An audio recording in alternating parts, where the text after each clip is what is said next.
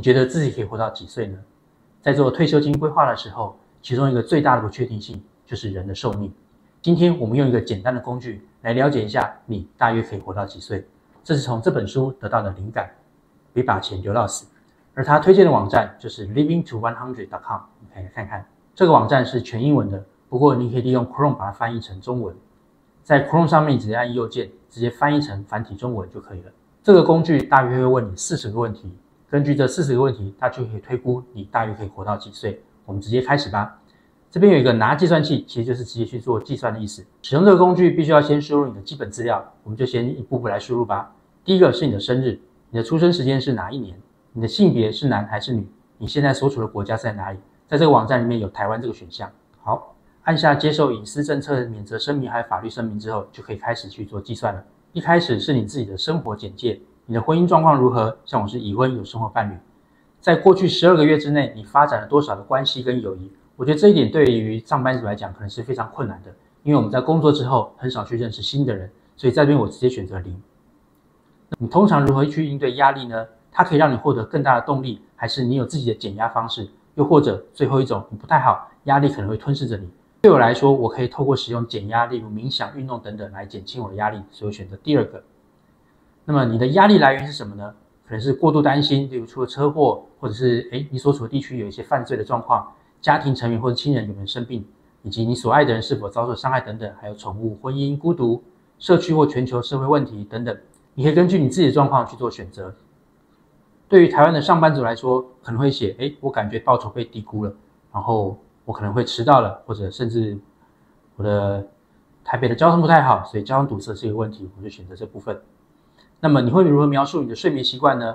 大多数年轻人的睡眠状况应该还不错，可是当你到了40、50岁之后，睡眠状况可能会差一些。我可能会选择有所不同，有时睡眠不足，但是大多数情况可能还是好的。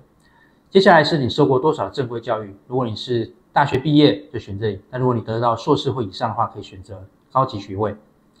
你每周的工作时间包含通勤时间，如果你一周工作5天，每天工作8小时，把通勤时间一起算进去的话，你每天可能要工作10个小时，一个礼拜下来可能就是50个小时，所以我会选择每天8到10小时，每周5天。那每个人都会老化，你对于老化是持着乐观还是悲观的态度？对于我自己来讲，我觉得我正在慢慢变老，我的晚年应该会相对充实，所以我选择第1个。但如果你是很害怕变老的话，你可以选择第2个。一般人也许会选择介于上述2者。下面一个问题，你是否经常参与对你来说既新鲜又具有挑战性的大脑活动？这边指的大脑活动可能是你去学习一个新的科目或者一个新的语言，或者跟人家玩象棋、拼字游戏等等，会让你动脑的。这边我可能选择每周1次。然后继续下去，下一页。接下来问题关于生活方式，他问到你的居住地的空气品质怎么样？以台北来说，我觉得大概市区有中度烟雾，所以是选平均。你每天会喝多少杯咖啡呢？在台北，我大约会喝1到2杯。在这之外，每天还会喝多少茶呢？我可能会选择也是1到2杯。我喝含咖啡因的饮料可能有点过度了。你目前的吸烟频率为何？这边吸烟包含是香烟、雪茄等等，我不知道什么是烟斗。因为我不吸烟，所以我选择很少或从不。关于香烟，你一天吸几支呢？那我没有吸任何的香烟。如果你没有吸烟，但是你近距离接受二手烟的程度如何，也要一并考虑进去。如果你身边有人在吸烟，你可能会每天都长期的去接收到二手烟。在这里我很少，或者身边没有人吸烟，所以我没有吸二手烟。如果你过去吸烟，但目前不再吸烟了，你的状况是如何呢？我过去不抽烟，我选择第2个，我过去不抽烟。在回答了4到5个跟香烟相关问题之后，接下来是有关于酒的问题。你每周有多少天会饮酒？我大概会喝一点啤酒，所以1到2天。在喝酒精饮料的时候，通常会喝几杯？我大概喝1瓶，大概1杯左右。您多久服用1次阿司匹林？可能就是止痛剂。那我基本上不吃阿司匹林，所以是选绝不。在阳光下度过的时候，你会涂抹防晒吗？还是穿防护服吗？就我的印象来讲，我比较少做这种事情，所以我选择很少或者从不。除了刷牙之外，每天会用牙线吗？我没有这样的习惯，所以不太好。但是我诚实的回答，我选择不。继续。好，接下来你的体重跟你的身高，这边就根据你的状况去做选择。左边是磅，右边是公斤，你可以直接去看到你的体重。身高也是一样，左边是英寸，右边是米，所以你可以选择你的身高。他就问到你的身体质量指数如果比较高的话，是因为肌肉而不是脂肪，就回答否。因为大多数人的质量高都是肥肉而不是肌肉，所以这边我选择否。你每周吃多少份的加工类快餐？这不包含汉堡。这边加工类快餐指的是像热狗或鸡块，那我基本上不太吃，所以我选择没有。那如果你有吃的话，你可能可以选择1到2份。每天吃多少乳制品，例如牛奶、cheese、优格等等。那我在这里基本上也不太吃这些东西，所以我选择0。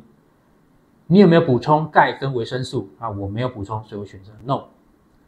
你在2餐之间，通常是午餐跟晚餐之间吃零食吗？以下哪些是你的健康跟不健康零食？还有你选择所有适用的。那我基本上会吃水果，那我可能会吃点蔬菜，其他的我可能是比较不吃的，所以就没有选。你每周多久以红肉作为主菜？红肉大概就是牛肉这一类的。那基本上我每周大约吃1到2次的红肉。你多久吃一次甜食？例如冰淇淋、蛋糕、派等等。基本上我偶尔还是会吃一点，所以我选择每周1到2天。因为在办公室里面总是有一些甜点，所以每周吃1到2天。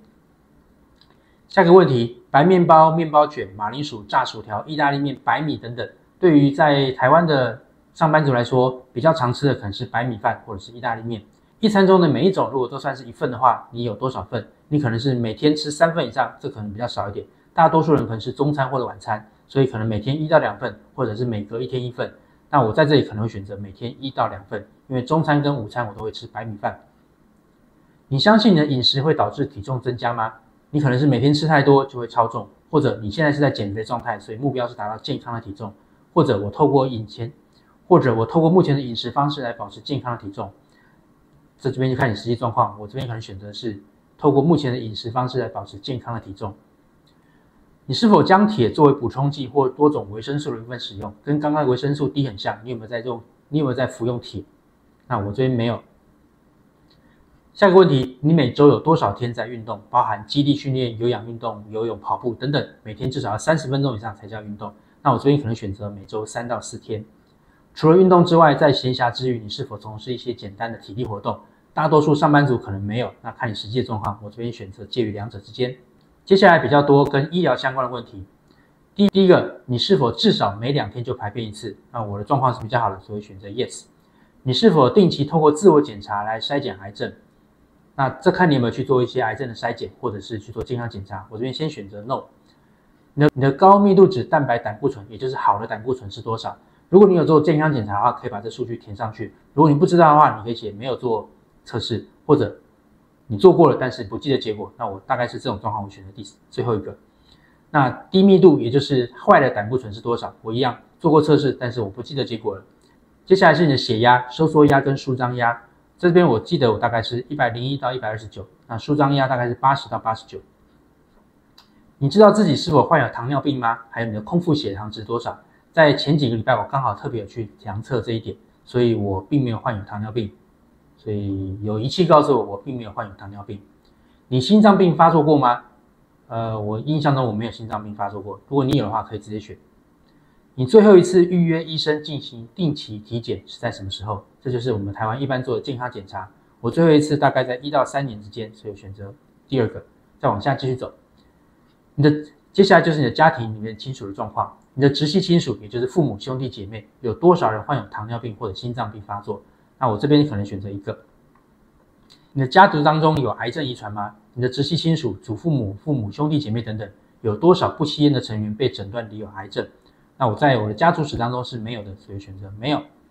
关于您家人的长寿，包含祖父母、父母、叔叔阿姨、兄弟姐妹等等，以下哪一种比较符合现实？一般来说都在60到70多岁就去世了，还是活到90岁，还是活到80多岁、90多岁，甚至有一位亲戚活到100岁以上，这跟你的基因是很高度相关的。所以在这里我可能选择第一个，大概6到70岁就过世了。最后就可以去计算我的年龄了。如果你是第一次使用这个网站的话，你可能要创建自己的 email 跟密码。像我已经使用过了，我只要输入我的 email 跟密码就可以了。从我刚刚回答的问题当中，这个工具告诉我，我大约可以活86岁。那我希望你也可以简单做一下，来了解你自己的预期寿命。为什么要使用这一个工具呢？我觉得可以大概了解一下，一般人如果想要长寿的话，有哪些因素，包含有一些是我们不能改变的，例如你的家族的基因，甚至你的身高等等，这都是我们无法去做改变的。但是有一些东西是我们稍加改变就可以提升我们的预期寿命的，例如我们不要去吸烟，不要喝酒，定期做运动，然后做健康检查等等。只要确实做好这些事情，你很有可能就会活到90岁，而且是健康的活到90岁以上。以上就是今天的内容。如果你喜欢今天的影片的话，欢迎订阅我频道，并且分享给更多的人。我们下支影片见。